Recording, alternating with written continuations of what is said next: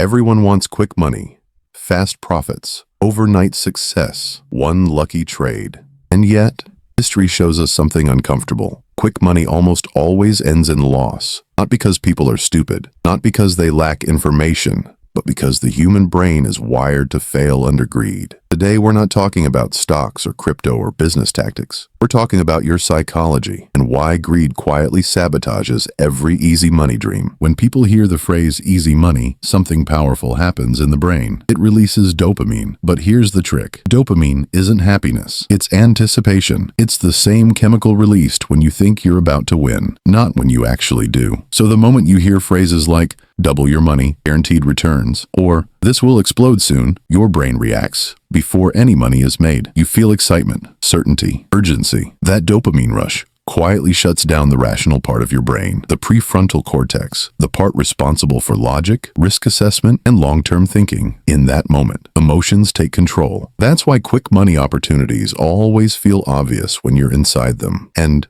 painfully stupid when you look back later, because greed doesn't show up wearing a warning label. It doesn't feel reckless. It doesn't feel desperate. Greed feels like confidence, like you've discovered something others haven't. And that illusion is exactly how bad financial decisions are made. Greed isn't ambition. Greed isn't wanting a better life. And it definitely isn't wealth. Greed is impatience. At a psychological level, greed is the inability to tolerate three things: slow progress, boring consistency, and delayed rewards. Your brain didn't evolve for long-term investing or modern money systems. It evolved for survival. Thousands of years ago, when a resource appeared, waiting could mean losing it forever. So when your brain sees what looks like a shortcut today, it reacts the same way. It panics.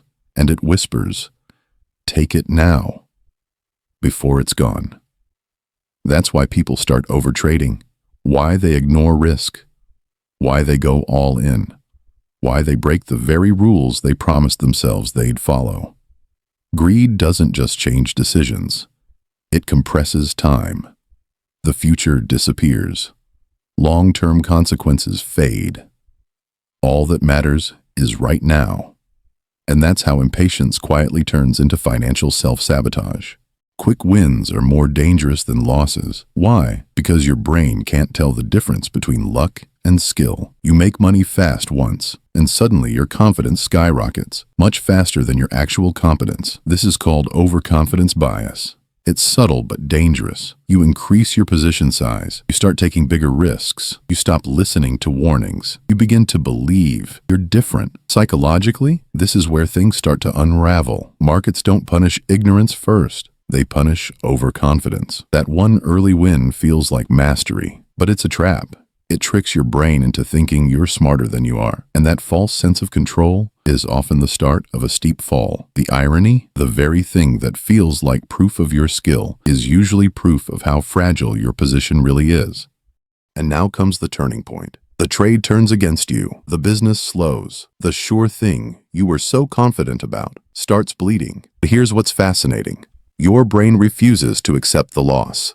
This is called loss aversion, a psychological trap where the pain of losing is twice as strong as the pleasure of winning. It's not just a feeling, it's a biological response. Your mind literally fights to protect you from the emotional sting of admitting a mistake. So what do people do? They hold losing positions far too long. They average down, throwing more money into a sinking bet. They borrow more, convinced the turnaround is just around the corner. They chase losses, desperately trying to win back what's already gone. Greed at this stage changes shape. It stops being about opportunity. It transforms into denial. People aren't trying to make money anymore. They're trying to avoid the emotional pain of loss, and that's when small mistakes become catastrophic. Because when your decisions are driven by fear instead of strategy, the market, or life, doesn't negotiate. It punishes denial. Here's the truth most people overlook. The people who build real wealth aren't necessarily smarter. They just master one skill: emotional control over money. It's not about genius investing. It's not about spotting the next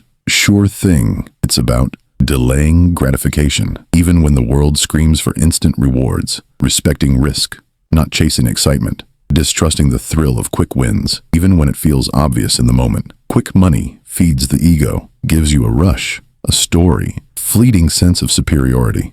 Slow money feeds freedom, freedom to make decisions calmly, freedom to take calculated risks, freedom to walk away from traps and schemes. And psychologically, freedom is simple. It's the ability to say no to greed, to pause, to wait, to play the long game. Because in the end, wealth isn't built by chasing every opportunity. It's built by mastering yourself.